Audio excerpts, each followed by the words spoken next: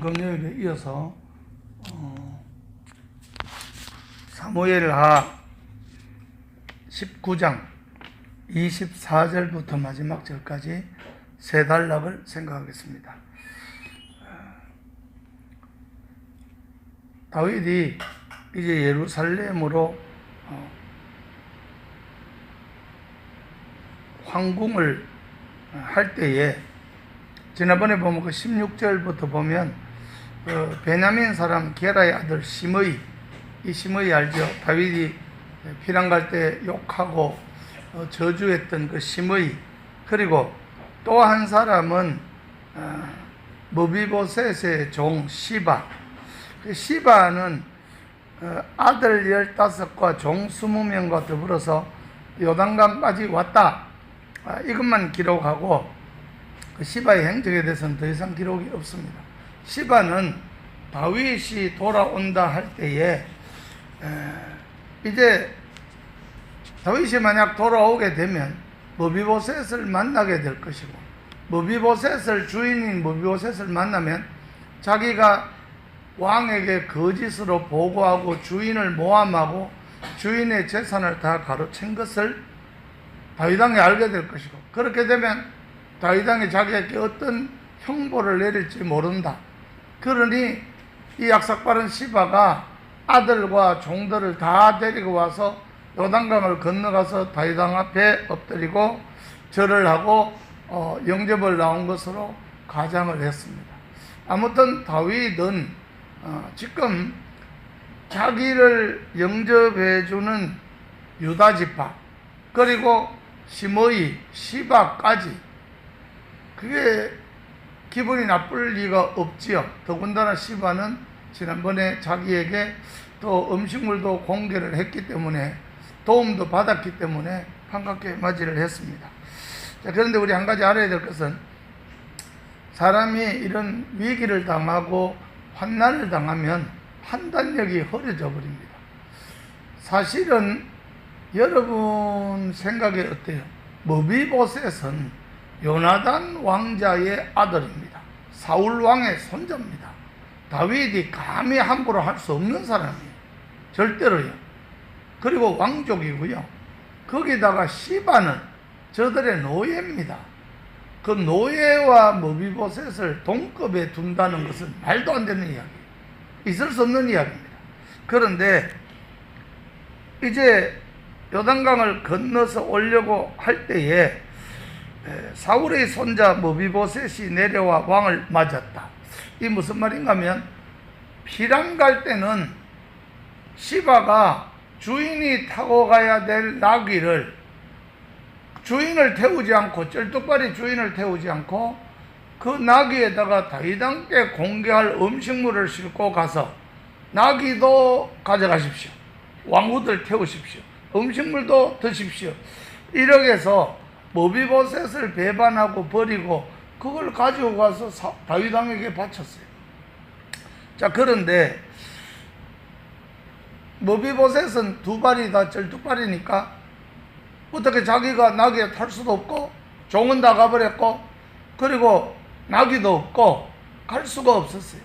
그러나 지금은 압살롬은 죽었고 전쟁은 끝났고 평화시대고 다윗 왕이 이제 황궁을 하는 시간적 여유가 충분했기 때문에 무비보셋이 어떻게 또 나귀를 구했는지 아무튼 요단강까지 내려왔다. 그래서 무비보셋도 왕을 맞이했습니다. 그런데 이 무비보셋은 왕이 떠난 날부터 평안히 돌아오는 오늘까지 그의 발을 맵시내지 아니하며 그의 수염을 깎지 아니하며 옷을 빨지 아니했다. 여러분, 다시 말하면 이 모습은 어떤 모습이라고 생각합니까? 그리고 이 모습 이대로 지금 요단강까지 내려갔어요. 수염도 안 깎았어요. 머리도 다 감지도 안 했어요. 옷도 안 빨았어요. 발도 맵시 안 냈어요. 그러니까 입은 옷 그대로, 머리도 안 감고 목욕도 안 하고 그냥 그대로 산발한 모습으로 그대로 다윗 왕을 맞으러 요단강까지 내려왔다. 이것은 무슨 모습이라고요? 회개하는 모습, 무비보셋이 회개할 거 있습니까? 아니 주기철 목사 아들이, 그 양반도 목사예요. 근데 그 양반이, 나는 뭐 직접 안 봤는데 들으니까 한국 기독교가, 교회가 정부를 향해서, 세상을 향해서 사죄해야 된다 이러고 나온대요. 세상에 하나님 나라가, 거룩한 하나님 나라가, 이 존귀한 하나님 나라가 세상을 향해서 사죄를 해야 된다. 참 아버지하고는 정반대의 말을 하는 그런 일을 하고 있어요. 그런데 무비보셋이 회개하는 모습입니까? 뭘 회개하는 거예요? 회개할 때 제 뒤집어 쓰죠. 뭐 옷도 안 빨죠. 그렇지. 그 회개는 알았는데 다른 일은 하나 몰랐죠. 부모가 상을 당하면 자식은 수염도 안 깎고 머리도 안 깎고 세수도 안 하고 옷도 안 빨고 슬픔을, 지극한 슬픔을 회개할 때처럼 나타냅니다. 다시 말하면 무비보셋은 다윗 왕이 압살롬의 자식의 반란으로 불의의 피난길을 가고 지금 요단강 건너서 너무 고생을 하고 또 이분이 살아서 돌아올지 압살롬이 이길지 모르는 상황에서 무비보셋은 다윗을 애도하면서 마치 부모님이, 자기 부모가 요나단 아버지가 돌아가신 것처럼 다윗 왕을 요나단 아버지와 똑같이 생각을 하고 다윗을 위해서 참 슬픔의 표현, 애도의 표현을 했다. 그리고 이제 황궁하는 다윗 왕을 맞으러 요단강까지 내려온 것입니다. 근데 여러분 무슨 이야기냐면, 그럼 뭐 그랬는가 보다, 이것은 아닙니다. 다시 말하면 무비보셋은 요나단 왕자의 아들인 동시에 조금 전까지만 해도, 며칠 전까지만 해도 다윗 왕의 밥상에서 왕자의 하나처럼 대접을 받고 다윗 왕과 같이 식사를 하던 왕궁에 있었던 사람이에요. 그런데 이 무비보셋이 압살롬이 반란을 해서 예루살렘 성에 들어와서 성을 차지하고 왕궁에서 기름 부음을 받고 왕이 되었는데, 쫓겨난 다윗왕, 피난강 다윗왕을 위해서 초상을 당한 것처럼, 아버지가 죽은 것처럼 지극한 슬픔을 나타내는 모습으로 예루살렘에 있었다. 압살롬에게는 어떻게 비춰질까요? 모든 백성이 압살롬 왕 만세를 부르고 예루살렘이 축제의 분위기인데, 거기에 유독 요나단 왕자의 아들이라고 하는 무비보셋이 이건 아니다, 압살롬 반역이다, 나쁜 놈, 나는 다윗 왕을 위해서 슬픔을 나타내고 다윗 왕을 위하여 애도하고 그리고 그분이 돌아오도록 나는 기도하고, 이거는요 압살롬한테 보고가 들어오면 즉시 죽입니다. 그건 뭐 반역입니다, 압살롬 왕에게는. 그런데도 무비보셋은 나는 불사이군 두 주인을 섬기지 않는다, 나는 다윗 왕에게만 충성하고 다윗 왕을 위해서 목숨을 걸고 애도하고 모든 백성들이 보는 앞에서 애도하고, 요나단 왕자의 아들이 다윗 왕에게 그분이 돌아오기를 기도하고 참 이렇게 예루살렘에서 있었다. 이건 굉장한, 단 한 사람도 없는 일을 무비보셋이 한 겁니다. 나중에 무비보셋이 다윗 왕에 물으며 이야기합니다. 내가 사울가가 아닙니까? 우리 할아버지가 사울 왕이고 우리 아버지가 요나단 아닙니까? 그러면서 그 28절에 보면 내 아버지의 온 집이 내 주 왕 앞에서는 다만 죽을 사람이 되지 않았습니까? 전 왕조의 사람이지 않습니까? 그런데 종을 왕의 상에서 음식 먹는 자 가운데 두셨사오니 내게 아직 무슨 공의가 있어서 다시 왕께 부르짖을 수 있사오리까? 무비보셋은 자기를 살려준 것도 감사, 거기에다가 자기를 다윗 왕의 왕자같이 대접하면서 왕의 상에서 먹고 마시게 해준 그 은혜를 갚을 길이 없었어.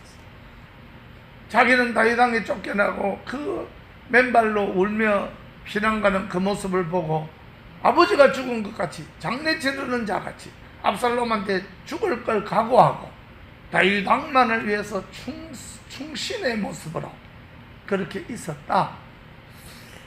참 아버지 요나단 같은 훌륭한 사람이라. 여러분, 그런데 한 가지 내가 물어볼게요. 다윗 왕이 피난을 갈 때에 다윗 왕이 그 요단강 건너가서 있을 곳이 없고 굶고 먹을 것 없고 이럴 때에 머비보셋이 이 모습으로 왔더라면 다윗이 끌어안고 그래도 나를 위하여 이런 사람이 너 하나가 있었구나, 내 자식보다 낫구나 그랬을 텐데, 지금은 사정이 어때요?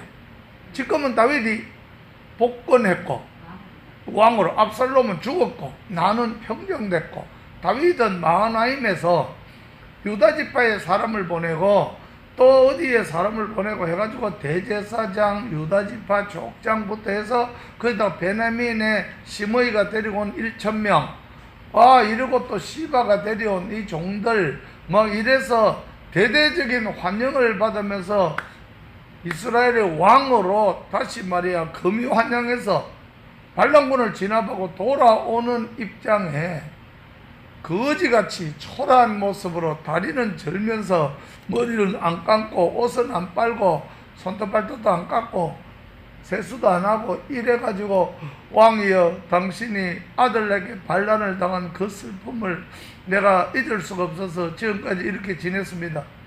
다윗 왕은 지금 말이야 만천하에 자기가 이제 황궁하는 걸 알리고 대대적인 잔치를 해야 될 판인데 오늘 머비보셋이 이런 모습으로 나타났어요. 머비보셋이 베냐민 사람 한 1,000명 데리고 아주 막 이렇게 해서 왕을 환영한다고 프랑카드를 들고 막 이렇게 했으면 다윗 왕이 말이야 내가 너 좀 봐줬더니 너도 나한테 갚는구나 이러겠는데, 지금 다윗 왕은 영성이 없어요. 다윗 왕은요 이 머비보셋의 충성심 이거를 봐줄 눈이 없다 이 말이에요. 오히려 초라한 모습에 머비보셋이 두 발이 쩔뚝발인 요나단 왕자의 아들이 왔을 때에 다윗은요 시바가 더 좋지, 이 악한 놈이, 이 악한 주인을 배반한 악한 주인의 재물을 다 가로챈 이 악한 놈 시바가 더 좋지요, 머비보셋이 좋지 않아요. 참 사람의 영성이라는 건요 환경에 따라 이렇게 달라진다. 자 25절에 보면 자, 이 머비보셋이 24절에는요 내려와 왕을 맞았다. 내려와서 왕을 맞았다. 그리고 25절에는 예루살렘에 와서 왕을 맞을 때에, 아까 내려와서 왕을 맞을 때는요 다윗이 머비보셋아 내가 온다니까 마중 나왔나 소리도 안 했어요. 기분 나쁜 거야. 피난갈 때 같이 안 갔고 뭐 어째? 시바의 말을 들으니까 네가 뭐 이제는 다윗 왕 시대는 끝났고 이 나라를 백성들이 사울왕 요나단 왕자에게 돌린다. 이제는 내가 왕이 된다. 이렇게 너는 너대로 반란을 일으켜서 시바의 말이 이미 다윗의 마음에 딱 들어와 박혀 있어요. 선입견이 생겼다 이 말이에요. 선입견이 생겼는데 자기가 압살롬의 난을 진압하고 오니까 여 자식 봐. 또 반란할 때는 언제고 마음 돌려가지고 또 충성하는 척하고 옷도 안 빨고 수염도 기르고 해가지고 뭐 어째? 왕이여 뭐 평안히 돌아오십니까? 인사를 해. 다윗 왕이 거들떠도 안 봤어요. 머비보셋의 마음이 어떻겠어요? 자기는 죽음을 각오하고 충성을 하고 있는데 세상에 왕이 거들떠다. 그러고 난 다음에 왕이 예루살렘에 들어와서 그때서 머비보셋을 불러가지고 네가 어찌하여 나와 함께 가지 아니하였느냐. 이 말은요 히브리 말을 찾아보면 아주 엄한 책망조의 말입니다. 다시 말하면 이 말 속에는 내가 피난 갈 때 함께 안 가고 나와 함께 하지 않고 너는 남아서 베냐민 집합 불러서 반란을 도모했다며, 이 말이 숨어있는 들어있는 책망조의 말이었다. 머비보셋이 왕의 안색을 보면 알지 않습니까? 내려가서 왕을 맞이했는데 보지도 않아요. 한마디 말도 없어. 예루살렘 성까지 다 들어와서 이제 사람들이 물러가고 나니까 머비보셋 이리 와보라 불러가지고는 죄인 신문하듯이 왕이 책망을 합니다.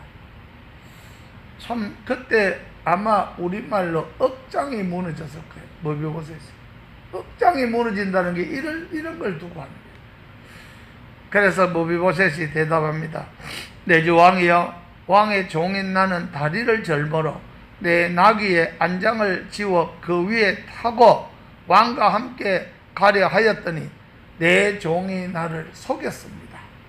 시바가 잠시 주인님 잠시 계십시오. 내가 요 잠깐 준비해가 나오겠습니다. 이러고 속이고 거기다가 종인 나를 내 주 왕께 모함까지 했습니다.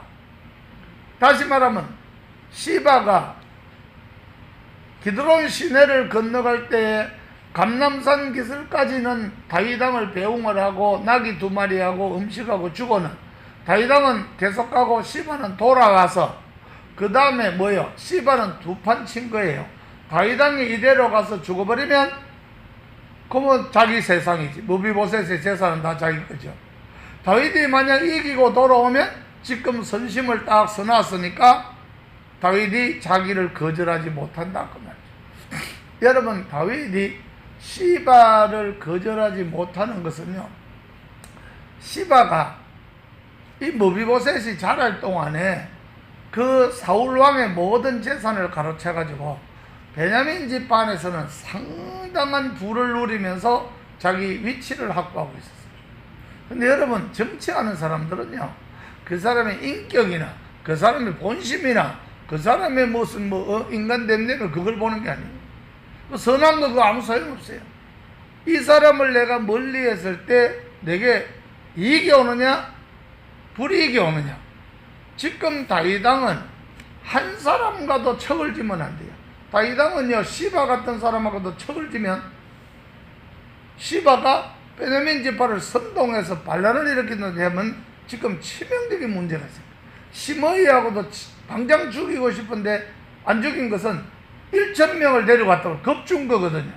당신 내가 죽을 죄를 지었습니다. 왕이여, 내가 옛날에 잘못한 거는 기억도 하지 마시고 용서해 주십시오. 엎드려 살살 빌지만 그 속에는 뭐예요? 새끼야, 까불면 내가 1,000명 데리고 와서 베냐민 집안 1,000명 가지고 지금 당장이라도 내가 너를 다윗왕 니까지 끊으면 뭐가지 뵐 수 있어. 이 겁주는 거거든요, 시므이가요. 그런데 다윗이 현실적으로 자기도 군사가 1,000명밖에 없어요. 시므이도 1,000명을 데려갔어요.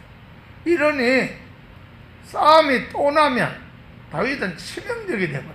그럼 베냐민 지파는 영원히 원수로 돌아가고 베냐민 지파는 사울 왕족이기 때문에 거기에 다른 지파가 가세해버리면 나라는 끝없는 혼란으로 들어가버려요. 그래서 다윗은 시바도 함부로 못하고 시므이도 함부로 못해요. 자, 이런 상황에서 머비보셋이 사실을 이야기를 합니다. 27절에 종인 나를 내 주 왕께 모함했습니다. 내 주 왕께서는 하나님의 사자와 같으시니 왕의 처분대로 하시옵소서. 시므이는 시바가 자기를 속이고 나귀의 왕에게 줄 선물 주고 간 것까지 알았어. 그런데 아니 그날 당장 오리길밖에 안 되니까 왕을 보내고 돌아와서는 그 자리에서 어이 종들 불러가지고 야, 저 머비보셋 저 새끼 쩔뚝발이 새끼 저거 가져간 내한테 다 뺏어간 재산 전부 다 가져와. 다윗왕이 다 네 거 해라 했다. 내가 왕명을 받았다.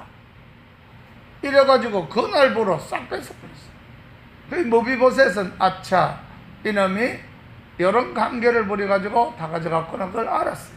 자, 오늘 그 이야기를 하면서 아까도 이야기했지만 왕이여, 그러나 내 아버지 집이 당신 앞에 죽을 사람인데 살려주신 은혜에도 감사한데 내가 무슨 그걸 가지고 시바가 원래 그러네 재물을 찾네 안 찾네 할 말이 있겠습니까? 이래 이야기하니까 다윗이 가만히 들어보니까 아차 내가 속았구나. 아하, 이게 머비보셋 마음이 그게 아닌데 아이 시바 이놈이 나를 속였는데 큰일 났다. 그런데 여러분, 다윗이 왜 이 사건을 번복하지 못하느냐? 왕명은 지음해요. 왕명이요. 한번 머비보셋이 나를 배반해서 그럼 모비보셋에 준 사울왕의 모든 재산을 시바 네가 가져라 줘버렸어요. 한 번 결정한 것을 번복하면요 왕명의 권위가 없어져요. 자, 알아도 내용을 알아도 번복을 할 수가 없습니다. 두 번째로요, 여러분 뇌물이라고 하는 것은요 사람의 마음을 굽게 한다고 그랬어요. 다윗은 어찌됐든 시바로부터 뇌물을 받았어요. 뇌물을 받고 모비보셋의 왕자의 재산을 다 이 노예에게 줘버렸어요. 그런데 뇌물을 받았으니까 시바 얼굴을 딱 대하면 자기가 제일 공공할 때 뇌물을 받았으니까 그 사람 안면 박치기 못하는 거예요. 그런데다가 요단강 건너까지 또 자식들 다 데리고 마중까지 나와서 환영을 하는 그 웃는 얼굴에 어떻게 침을 뱉어요. 또 하나는 아까도 얘기했지만 베냐민 지파의 반란도 두렵습니다. 여러 가지가 복잡합니다. 자기가 섣부른 판단, 그저 도망가면서 야 모비보셋 그놈이 그래서 그럼 그 재산 다 네 하라. 섣부르게 한번 판단한 것들이 결정한 것이 굉장히 낭패가 됐어요. 그래서 할 수 없어서 그래 어쩔 수 없고 시바하고 너하고 할아버지 유산을 반반 나누어라. 자기가 이 말 하는 것은 내가 잘못 결정했다, 내가 섣부른 판단을 했다, 미안하다 그 뜻입니다. 모비보셋에게 미안하다 그런 뜻입니다. 그래서 재산을 반반 나누어라 이렇게 이야기합니다. 그랬더니 모비보셋이 30절에 보면 참 이분이 인품이 좋아요. 왕께 아뢰되 내 주 왕께서 평안히 왕궁에 돌아오시게 되었으니 난 그걸로 만족합니다. 나는 왕이 혹시 객지에서 객사라도 할지 아니면 어떤 변을 당할지 그걸 염려해서 못 돌아오실까봐 하나님 앞에 수염도 안 깎고 머리도 안 깎고 옷도 안 빨고 죄인처럼 해서 내가 정말 그 슬픔을, 왕이 당하는 고통을, 슬픔을 같이 나누려고 목숨을 걸고 예루살렘 궁안에서 내가 이렇게 있었지만 내가 그 재산 차지해서 왕이 돌아와서 그거 도로 뺏으려고 하는 거 아닙니다. 왕이 평안히 궁에 돌아오셨어요. 왕위를 복권하셨으니 그걸로서 나는 만족입니다. 나는 오늘 왕의 상에 안 먹어도 괜찮고 나는 떠나가도 괜찮고 내가 또 광야 마귀의 집으로 돌아가도 괜찮고 왕이요, 왕만 편안히 돌아오셨으면 더 바랄 것 없습니다. 시바라 하여금 그 재물을 다 가지게 하옵소서. 모비보셋이 그렇게 이야기를 했습니다. 여러분 참 위의 것을 찾는 사람은요, 하나님 신앙하는 사람은, 여호와 앞에 사는 사람은요, 이까지 그 땅에 있는 이 건물 몇 채, 집 얼마, 재산, 여러분 사울 왕의 재산은 어마어마합니다. 기브아에 있는 사울 왕의 개인 재산은 어마어마해요. 그 모든 것을 시바가 원하니까 다 가지게 하십시오. 다 줘버리세요. 나 그거 없어도 괜찮습니다. 나를 환영해주고 용서해주고 내 생명의 은인인 다윗왕 당신만 건강하면, 당신만 왕권이 복권되면, 당신만 이 나라의 왕으로 계시면 나는 그것으로 감사하고 만족한다고 하는 이 모비보셋의 신앙. 제가 여러분 일본에 간 적이 있습니다. 백 목사님이 우연하게 나보고 일본을 가자고 그랬어요. 그래서 그때 집사 때고 내가 제주도에 있을 때니까 갔어요. 갔는데 나는 평신도고 자기는 집사님이고 갔는데 뭐하러 간지도 몰랐어요. 갔는데 연락을 하고 이러니까 여자들이 몇이 오더라고요. 보니까 목사님, 선교사님, 사모님들이. 그래가지고 시장에 가서 뭐라고 잔뜩 사더니 근데 일본 동경에 기도원이라고 하나가 딱 있어요. 거기를 갔어요. 깨끗하대. 아주 사람 하나 없는 깨끗한 건물에 딱 지키는 장로님, 권사님, 부부 한 일본 사람 딱 있고 아무도 기도원에 오는 사람도 없고 거기를 가서 밥을 내먹이고 집회를 한다는 거예요. 그래서 나보고 교대로 내가 밥하면 자기가 집회하고 자기가 밥하면 나보고 설교하고 집회하라고. 그 처음에 밥을 자기가 하니까 나보고 예배를 드리라고. 이 사모님들이 얼마나 지쳤는지, 사는 게 지쳤어, 예수 믿는 게 지쳤어, 하기 싫어서 성교사고 뭐고 다 때려치고 가자고 매일 바가지 끓는 사람. 그런 사람들을 모아놓고 예배 드리라니까요. 전부 덜누워가지고 일어나질 않아요. 그런데다가 뭐 조용기 목사님 좀 오면 발딱 일났겠죠. 아니 이름도 없는 게 교회도 없는 내가 떡 가서 예배 드리자니까 아무도 안 일어나더라고. 그래서 내가 사정을 했어요. 밥은 어차피 30분 지나야 먹을 거고 시간은 30분이 있는데 30분 누워있으나 앉아있으나 똑같으니까 그래도 기도원까지 왔는데 첫 예배는 드려야 안 되겠나. 15분만 예배 드릴 테니까 미안하지만 사모님들 일어나 앉아가지고 찬송 하나 부르고 설교만 한 10분만 듣고 그러고 마치자. 내가 그러니까 할 수 없이 일어나더라고. 줄도 안 맞추고 집에 안 들어앉았어. 그때 이 머비보셋 설교를 했어요. 근데요 10분 하니까 이 사람들이 자세를 똑바로 해. 목사님 왜 그만합니까? 시작도 안 했는데 계속 하십시오. 내가 10분 안 돼 있지 않냐고. 하시라고. 그래서 또 했어요. 30분 하니 또 하라는 거야. 백 목사님 밥 다 됐다고 밥 차렸다고 밥 먹으라고 까면지는데 밥 안 먹는다. 하라는 거야. 그 설교를 1시간 반 했어요. 밥 먹으면서 막 이분들이 막 힘이 나가지고 말이야.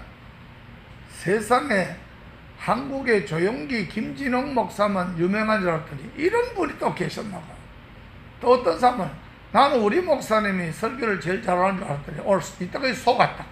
내가 집에 가서 좀 따져봐야 되겠다고. 막 은혜 받아가지고 난리를 하신 적이 있어요. 근데 여러분 설교를 잘했다기보다는 내가 너무 어이가 없어서 그날 밤에 밤새도록 기도를 했어요. 하나님 앞에. 하나님 나 이 사람들도 모르고 뭐 엉망진창이라고 하는데 내가 무슨 설교를 하겠습니까? 하나님. 내일 하나님 성령님이 역사해달라고 막 부르짖고 기도했어요. 근데요 정말로 성령이 역사해버리는데 막 정신을 바짝바짝 대가 사모들 막 한 방씩 때려가지고 이렇게 앉아버리는데 3일 하고 나서 집에 가서 막 목사님들한테 막 회개하고 막 잘못했다 하고 막 그래가지고 그때부터 막 모든 생명을 바쳐 목사님 사에게 뒷바라지 할 테니까 성교 계속 하시라고 이래가지고 목사님들이 이거 웬일이냐고 막 전화가 오고 졸지에 유명해졌어요 제가. 근데요 여러분 머비보셋 참 이분의 인격이 대단하다 저는 그래 봅니다. 아무튼 자 머비보셋 끝내고요. 그 다음에 넘어가면 31절부터 길르앗 사람 바르실레 이야기가 나옵니다. 길르앗 사람 바르실레가 왕이 요단을 건너가게 하려고 로글림에서 내려와 함께 요단에 이르러서 요단까지 건넜습니다. 이 바르실레는 길르앗의 거부인데 이분이 80 노인입니다. 자기 나이가 80이라고 했습니다. 그런데 이분이 세 사람이 마하나임에 도착한 다윗 왕을 공개했는데 군수물자를 다 갖다 줬는데 암몬 왕이 왔고 그죠? 그 다음에 마길 머비보셋에서 키워졌던 마길 부자가 왔고 바르실레의 노인이 왔는데 저 두 분은 군수물자를 갖다 주고 떠나가서 오지 않았어요. 근데 이 노인 바르실레는 오늘 다윗 왕이 황궁할 때까지 마하나임에 같이 있으면서 계속해서 물자를 가져와서 필요한 물자를 계속 공급하면서 다윗 왕을 끝까지 황궁할 때까지 공개했다. 이분은 대단한 분입니다. 참 너무나 대단하니까. 그러니까 32절에 보면 바르실레는 매우 늙어 나이가 80세라. 그가 큰 부자이므로 왕이 마하나임에 머물 때 그가 왕을 공개했다. 이 말은 끝까지 공개했다는 거예요. 부족한 거 없이 계속해서 공개했다는 거예요. 왕이 바르실레에게 자 예루살렘으로 같이 갑시다. 예루살렘에 가서 노인이 돌아가실 때까지 내가 당신을 이제 공개하겠습니다. 이러니까 바르실레가 34절에 내 생명의 날이 얼마나 있기에 내가 예루살렘에 올라가겠습니까? 내 나이가 80세입니다. 이제 35절에 좋고 흉한 것도 분간 못하고 음식의 맛도 알 수 없습니다. 노래 잘하는 사람들의 풍악 소리 들어봐도 감정이 없습니다. 어찌하여 내가 왕에게 누를 끼치겠습니까? 참 이분요 겸손한 분이에요. 그리고 35절에 보면요, 당신의 종을 모시고 요단을 건너가려는 것뿐 어찌하여 왕께서 내게 상으로 갚으시겠습니까? 여러분, 바르실레가 요단강 동편에서 왕이여 배에 오르십시오, 평안히 가십시오 절하면 돼요. 근데 이 80노인이 배를 타고 요단을 같이 건너와서 거기서 하직인사를 하고 자기는 도로 요단을 건너서 돌아갑니다. 자, 근데 이분이 하는 이야기가, 내가 예루살렘에 올라가면 왕에게 도움이 되어야 되는데, 다시 말하면 선악을 분별한다든지 지혜가 있다든지 뭐 젊어서 뭐 힘으로 뭘 한다든지 이래야 되는데, 내가 왕에게 누만 끼치지 도와줄 일은 전혀 없다. 만약에 내가 도울 수 있다면 예루살렘에 가져가면 동행하겠지만 지금 내가 노구에 갈 수가 없다. 그러면서 자기 아들 김함, 그죠? 자, 자기는 37절에 뭐라고 그래요? 청하건대 종으로 돌려보내서 내 고향 내 부모의 묘에서 죽겠습니다. 여러분, 유대인들은 특별히 그렇잖아요. 저 사람들은 죽음을 생각해요. 그리고 반드시 죽으면 고향의 조상의 열조의 묘에 들어가요. 그래야 조상에게로 돌아가고 하나님께로 돌아간다. 이걸 굉장히 중요했어요. 자기는 길르앗 땅에서 자기 부모가 돌아가신 그 묘에 장사되기를 원한다. 그리고 청하건대 내 아들 김함이 여기 있습니다. 김함은 데리고 가서 왕께서 뭐 신하로 부리시려면 부리고, 아마 내 대신 김함이 자기 능력대로 왕을 모실 수는 있으니까 김함을 데리고 가시려면 데려가십시오. 그렇게 이야기하니까 왕이 그래, 김함을 내가 데리고 가겠습니다. 그래서 내가 그에게 좋아하는 대로 베풀고 또 너를 위해서 내가 다 시행해 주리라. 백성이 요단을 건너며 왕도 건너고 바르실레에게 입을 맞추고 또 서로 복을 빌고 자기 곳으로 돌아갔다. 그렇습니다. 여러분, 우리가 한 가지 여기서 생각할 것은, 김하미가 다윗과 무슨 관계가 있었느냐? 김하미가 그 예루살렘에 와서 다윗과 어떤 은혜를 받고 어떤 뭐 복을 받았느냐? 열왕기상 2장 7절에 보면, 열왕기상 2장 7절에 보면요, 다윗이 솔로몬에게 유언을 할 때에, 여러분 잘 알잖아. 요압 장군 죽여라, 뭐 시므이 저놈한테 네 지혜대로 갚아라 하잖아요. 그때에 2장 7절에 뭐라냐? 마땅히 길르앗 바르실레의 아들들에게 은총을 베풀어 그들이 너희 상에서 먹는 자 중에 참여하게 하라. 여러분, 무슨 말이냐면 다윗이 바르실레에게 받은 은혜가 너무 감사해서 그 김함뿐 아니고 김함의 가족들에게 세상의 다윗 왕의 상에서 먹고 마시게 하고, 그 다음에 솔로몬에게 유언을 하면서 너희 상에도 먹는 자 중에 참여한 자가 되게 하라. 그러면서 내가 네 형 압살롬의 낯을 피하여 도망할 때 그들이 내게 나왔느니라. 다윗이 의리가 있는 분이에요.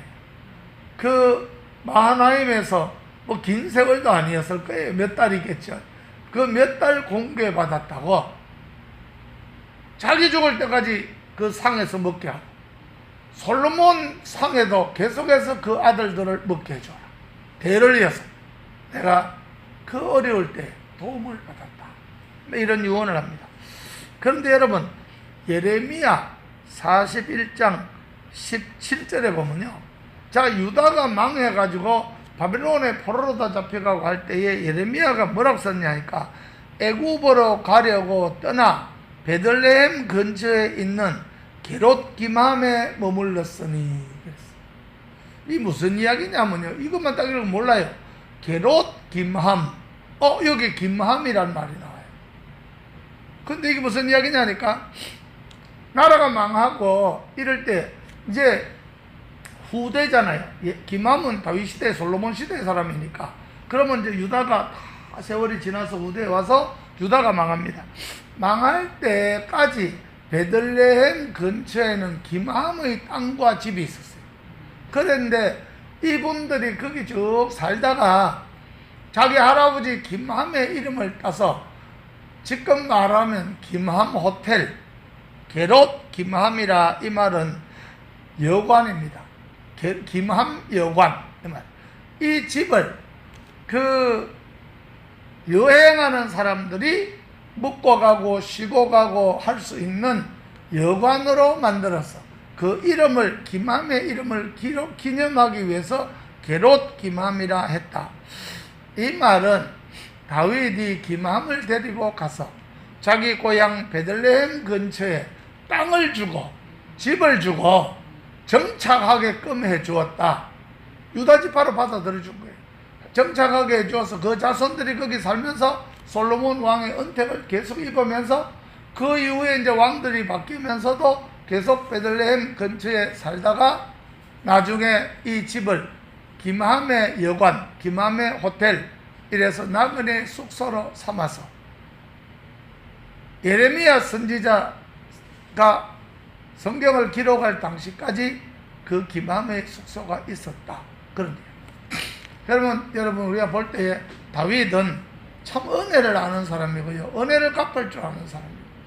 그 바르실레 노인의 공개도 훌륭했지만 다윗의 갚음도 솔로몬까지 이어져서 훌륭했다. 우리가 그렇게 볼 수 있습니다.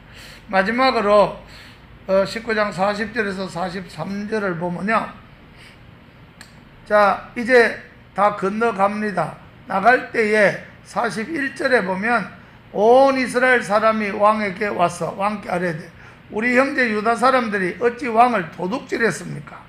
왕과 왕의 지파모가 왕을 따르는 모든 사람을 인도하여 요단을 건너가게 했습니까? 이렇게 물었습니다. 무슨 말인가 하면 다윗이 두 대제사장을 시켜서 유다 사람들에게 초청을 했고 유다가 흔쾌히 응해서 왕을 영접하러 올 때에 다윗이 말한 것은 유다만 빠지고 이스라엘만 오면 안 되니까 유다도 같이 오도록 하기 위해서 했는데 이 유다 사람들이 착각을 해서 이스라엘 사람들이 지금 준비하고 있는데 자기들이 선수쳐서 유다 사람만 따고 와버렸어.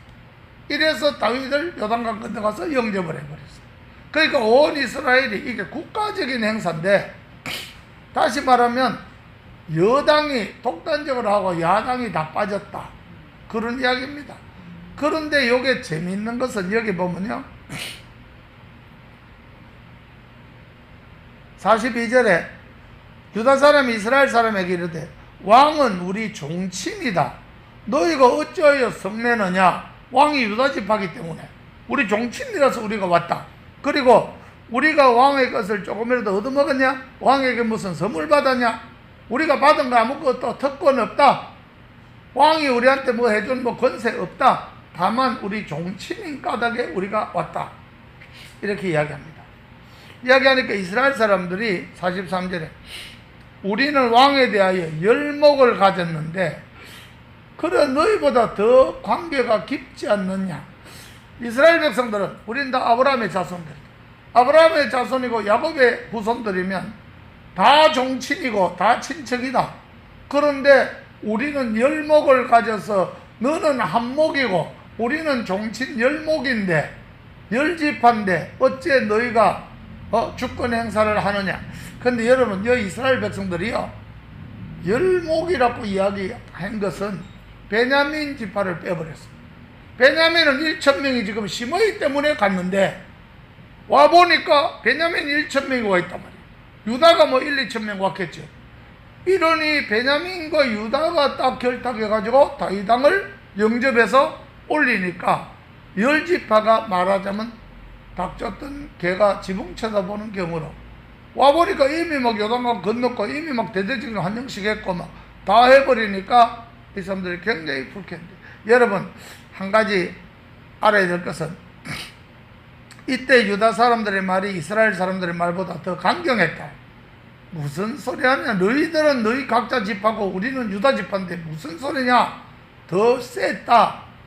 이래서 이스라엘 사람들이 마음이 상했는데, 여러분 희한한 것은 나중에 이때의 일이 나중에 솔로몬 말기에 여로보암이 반역하면서 여로보암이 돌아서면서 희한하게도 베냐민 빼고 10지파가 돌아섭니다. 그래서 베냐민은 이것도 아니고 저것도 아닌 중간에 끼었다가 자기들 뜻도 아니고 아닌 것도 아니고 유다와 이스라엘 싸우는 바람에 서로가 이건 우리 편 아니다 우리 편 아니다 하다가 베냐민은 이상하게 유다 쪽에 남아버리고, 그리고 10지파는 북이스라엘 되고 유다와 베냐민이 남유다가 되어서 결국은 이렇게 남북 분열이 되는 그 시초가 오늘 여기에 있었다. 우리가 이걸 보면서 자, 그 다음에 다음에 금요일 할 때는 세바의 반란이 나오는데, 이 세바의 반란이 나중에 여로보암의 반란과 한바퀴로 똑같습니다. 자, 이렇게 우연하게 되는 일은 없단 말이죠. 이런 일들이 한 번 있고 두 번 있고 세 번 있고 있으면서 결국은 남북 분열이 됐다. 그래서 여러분 오늘 19장의 결론은 다윗의 황궁은 대대적인 통일 이스라엘 국가의 왕으로 황궁하기보다는 이미 다윗의 실책으로 금이 가서 유다와 이스라엘이 쪼개어져 나가는 시초가 여기서부터 시작되었다. 이것이 다윗의 황궁이다. 이렇게 우리가 알면 되겠습니다. 여기까지 할게요.